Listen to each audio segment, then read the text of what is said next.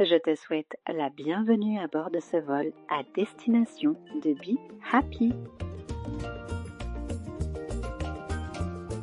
Le podcast qui met du soleil dans ta vie. Je suis Sonia, ta capitaine de bord, voyageuse dans l'âme et amoureuse de la vie. Aujourd'hui, nous partons ensemble pour des escales feel good ou bien-être, voyage, mindset positif et inspiration du monde t'attendent. Nous allons prendre de l'altitude et tu vas découvrir au fil de ce beau voyage comment cultiver une attitude intérieure positive. Alors installe-toi confortablement, attache ta ceinture et prépare-toi à un décollage immédiat vers plus de positivité et de bien-être. Je te remercie de voyager avec moi aujourd'hui et te souhaite un agréable vol.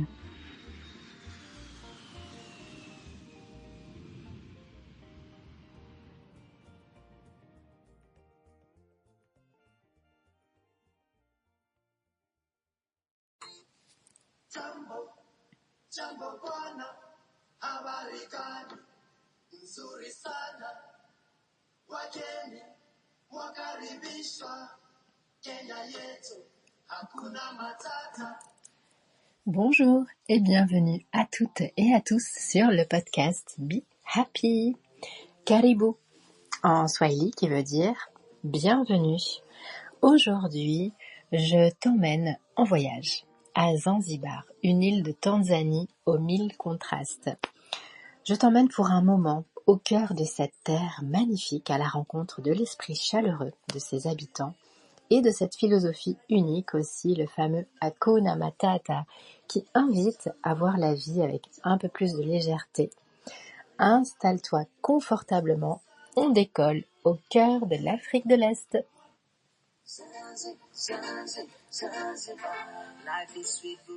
Je suis tellement heureuse de pouvoir partager avec toi cette expérience incroyable et pleine de découvertes. Zanzibar, c'est une terre qui est très riche, non seulement en paysages, en histoire et en épices, mais aussi forcément en moments de vie marquants qui ont laissé une empreinte inoubliable, comme le laisse chaque voyage d'ailleurs.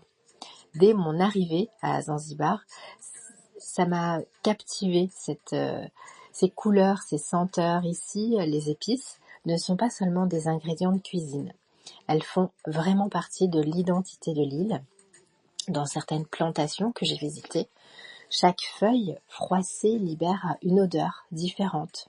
J'ai pu découvrir le clou de girofle, la cannelle, la cardamone, le poivre et d'autres épices. C'est comme une symphonie d'arômes qui m'a fait voyager bien au-delà des saveurs. J'ai appris à reconnaître certaines d'entre elles dans leur aspect originel et qu'elles font de l'île aussi un carrefour du monde depuis des siècles. La nature ici, tu l'imagines, elle est grandiose, sauvage et omniprésente. Écoute, j'ai vécu des moments uniques, notamment avec des singes, qui vivent en toute liberté, presque sans crainte de l'homme. J'étais fascinée par leur curiosité et leur proximité. Je suis restée de très longs moments à les observer. J'adore les singes aussi, j'en avais déjà rencontré dans d'autres pays, mais là c'est encore une autre manière de passer du temps avec ces animaux que j'adore. Et que dire aussi des tortues géantes, certaines âgées de plus de 180 ans que j'ai pu rencontrer aussi, être en contact avec elles, leur donner à manger, les voir de si près, c'était vraiment magique. Elles sont ici, chez elles, et leur présence donne à l'île un charme tout particulier. Cette proximité avec la faune locale nous ramène justement à une connexion profonde avec la nature.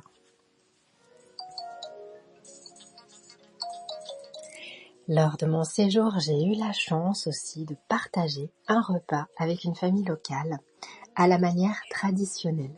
Assis par terre, sans chichi, nous avons mangé avec les mains.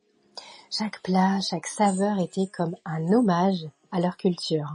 Simple, mais incroyablement riche.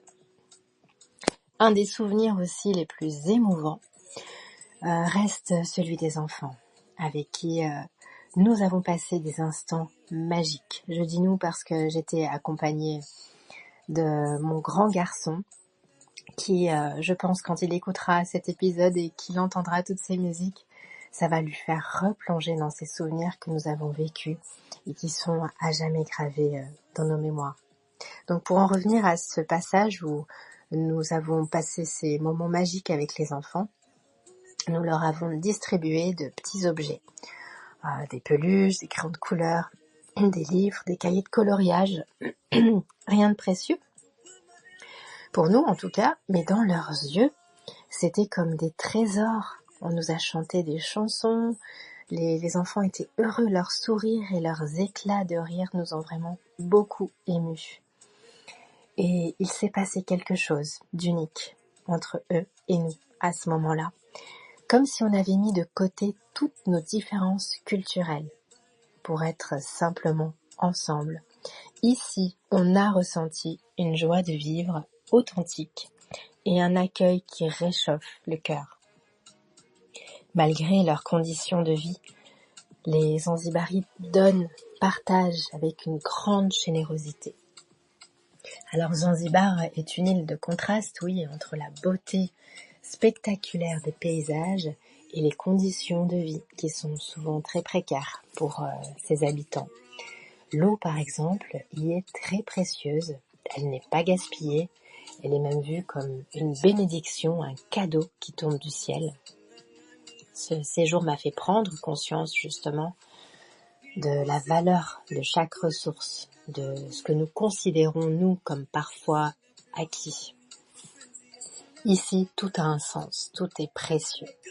Tu ne peux que ressentir et vivre une grande leçon d'humilité en voyant comment les habitants vivent avec si peu, mais avec tellement de respect pour ce qu'ils ont.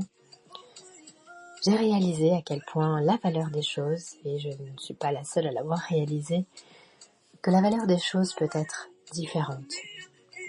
Ces moments m'ont rappelé mon amour pour les voyages et que voir le monde de ses propres yeux, eh bien, est 1000 fois mieux que n'importe quel rêve. Ce voyage nous a montré l'essentiel, la simplicité et le bonheur d'apprécier chaque instant.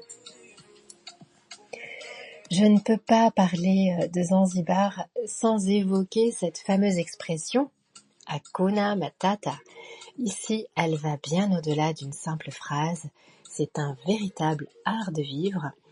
Les Zanzibarites ne s'encombrent pas de stress inutile.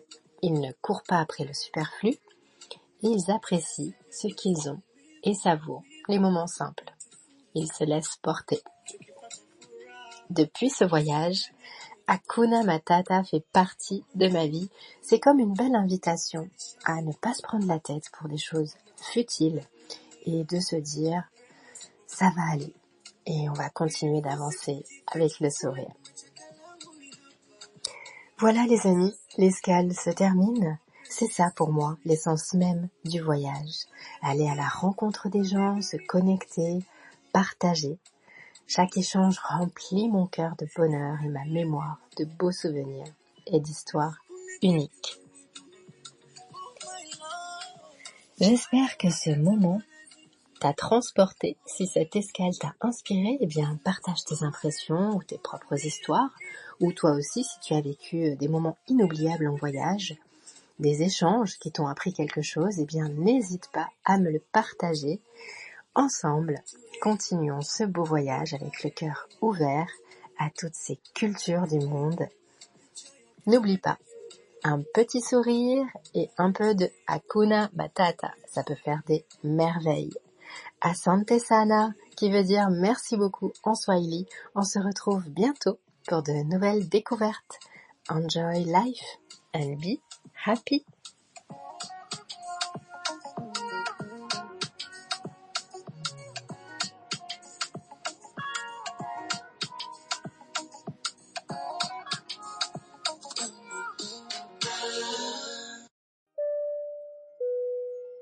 Notre voyage touche à sa fin, mais l'aventure continue.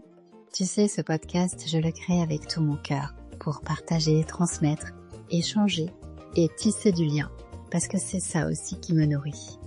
Alors j'adorerais lire ton ressenti, savoir ce que tu as aimé, ce qui t'a inspiré.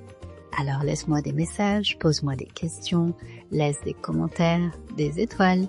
Je prends le temps de tout lire et le plaisir de répondre. Ton retour est précieux pour moi et c'est aussi un soutien pour le podcast. Si ce voyage t'a plu, aide Be Happy à grandir et à rayonner. Partage, parle-en autour de toi et ensemble, créons une belle communauté où l'on sème des ondes positives.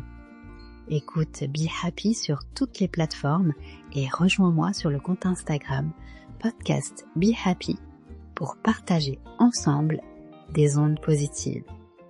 Merci d'avoir embarqué avec moi. Je te dis à très vite pour une nouvelle escale Feel Good. En attendant, prends bien soin de toi. Enjoy life and be happy.